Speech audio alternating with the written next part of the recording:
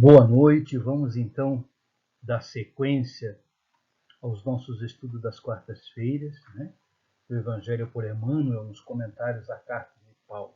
E como de praxe, primeiramente agradecer ao Pai da vida pela oportunidade, a Jesus, aos bons espíritos, aos amigos espirituais que nos assistem, aos companheiros que nos ouvem, que acompanham conosco nesses pequeninos estudos das quartas-feiras.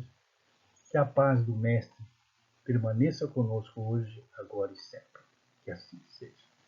Então vamos ver qual que é o capítulo que nós vamos estudar hoje. Segunda carta aos Coríntios, capítulo 5, versículo 17. Paulo nos diz: se alguém está em Cristo, nova criatura é. E Emmanuel, como sempre, né, vem nos aclarar a respeito dessa linha que está escrito na carta aos Coríntios, na segunda carta aos Coríntios. E ele nos diz: renovemo-nos. Quanta gente fala em Cristo sem buscar-lhe a companhia.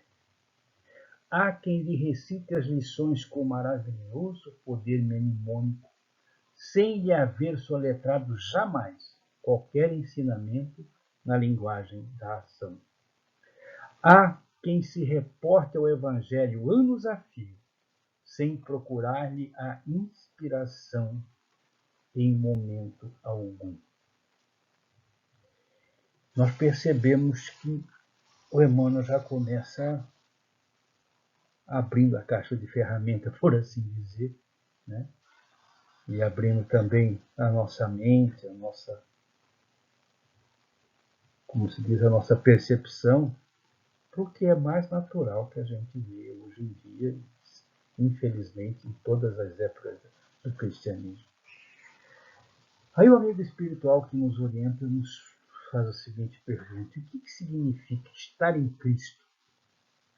Quantas mensagens de Cristo existem, né? O que é o Evangelho? Ora, temos o Evangelho do dia, o Evangelho da palestra, mas existem vários outros evangelhos ou vários Cristos, já que os ditos cristãos, por assim dizer, pouco se entende em sua doutrina, um querendo ser melhor do que o outro. Não, a minha igreja salva, a sua não salva. Será que foi isso que Jesus deixou para nós?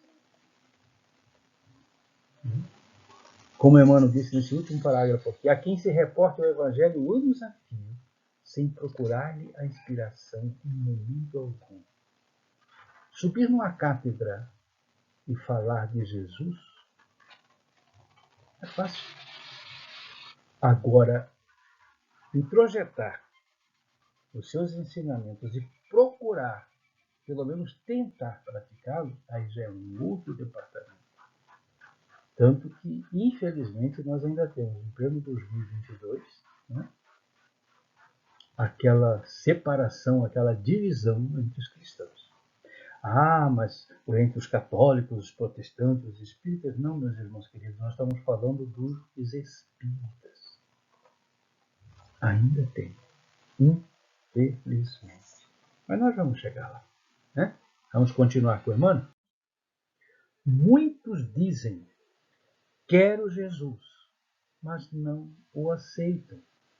O problema do cristão, todavia, não é apenas suspirar pelo Senhor, é permanecer com Ele, assimilando-lhe a palavra e seguindo-lhe o exemplo. Não apenas crença, mas comunhão. É complicado, né, a gente falar. Nós falamos mais para os espíritas mesmo. Quantos dizem aceitar Jesus ou o Cristo, porém nunca se deram o trabalho de conhecer a sua doutrina pacífica, igualitária, né? Compreender a sua essência de amor e paz. Nós temos, meus irmãos queridos, no meio espírita, essa grande dificuldade. Por que estamos falando isso? Essa semana, falando numa casa espírita aqui da nossa cidade, conversando com outros irmãos, né, antes da palestra, nós, naquela troca de experiência, né, perguntamos se determinadas atividades espíritas na cidade se estavam acontecendo, e o companheiro, meio triste, falou: não, parou, a atividade está meio suspensa, porque eles só apresentam essa atividade em casa que é federada, em casa espírita que não é adesa à federação, eles não apresentam essa atividade. Eu falei: mas peraí. Quer dizer que o Jesus deles é diferente do nosso? Isso no meio espírita. Nós não estamos falando de outras escolas religiosas. Essa aula de hoje cai como uma luva para nós. Nós estamos falando dos espíritas. Vamos continuar com Emmanuel? Se pretendes quebrar as algemas que te agrilhoam, a sombra, não bastará que rotules com esse ou aquele título no campo das afirmações exteriores. É imprescindível que transformes por dentro, fazendo luz para o cérebro e luz para o coração. Se nós observarmos as passagens do Evangelho do Novo Testamento, ou o Evangelho segundo o Espiritismo para nós, que é a mesma coisa, a diferença é que nós focamos mais nas leis morais, né? Nós vamos perceber que uma das maiores condenações feitas pelo Nazareno era acerca da hipocrisia. Não somente das hipocrisias dos templos, dos palácios, mas das hipocrisias dos devalidos das moedas também, que gritavam: Senhor, Senhor, até conseguiram a cura. Depois que conseguia, né, e era chamado a testemunhar através da sua mudança interior, voltavam a enveredar pelo mesmo caminho, talvez pior. Basta lembrarmos a cena na casa da sogra de Pedro, final de tarde. Jesus já tinha curado tanta gente, tinha feito tanta caridade, e ele se sentou no quintal, cabisbaixo, e Pedro foi procurá-lo. Mestre, o que aconteceu que o senhor está triste, né? E ele respondeu: Pedro, dá uma olhada para aqueles companheiros, aqueles corações que nós atendemos desde hoje cedo. Os aleijados, os tronchos, os impossibilitados da visão. Vê o que estão fazendo agora. A grande maioria tinha voltado para Esborne. Então, Jesus, sabedor disso, porque conhecia, né, as suas ovelhas, e conhece muito bem. Então, ele se entristecia com a hipocrisia já dos pequenos daquela época. Não mudou muito, não, meus irmãos, para a época de hoje. Nós vemos muito aqui no nosso movimento espírita pessoas subirem nos púlpitos, falar de Jesus que chega até a sair lágrima dos olhos, de emoção. Mas fora da casa se comporta de maneira totalmente diferente. Né? Nós temos uma dificuldade muito grande na cidade de Dourados de reunir espíritas de outras casas. Porque existe o famoso bairrismo, ou a minha casa é melhor do que a sua, ou o meu Jesus é melhor do que o seu. Dá-se a impressão de que é isso, pelo que nós estamos estudando hoje, pelo que nós vivenciamos nesses mais de 35 anos de doutrina espírita. Mas vamos continuar com Emmanuel, para ver o que ele termina nos dizendo. Para isso, se procuras com uma boa nova o caminho da própria felicidade, lembra-te de que é preciso estar nossa alma em Jesus para renovar-se com segurança. Ou seja, essa felicidade que nós procuramos no Evangelho não é felicidade material. É estar em paz conosco mesmo, com a nossa consciência imortal, que nos governa, que é a grande detentora da nossa jornada evolutiva. Essa é a felicidade que nós buscamos no Evangelho.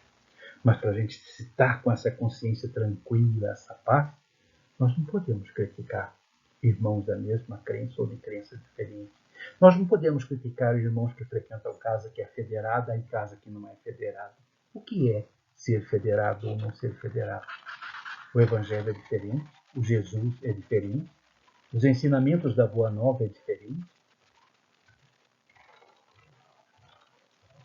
E Emmanuel fecha dizendo: aprendamos a ver com o entendimento do Senhor, a ouvir com a sublime compreensão que lhe assinalou a passagem no mundo, a trilhar a senda humana com o sentimento que lhe marcou as atitudes e usar as mãos do sumo bem como as utilizou o Divino Mestre.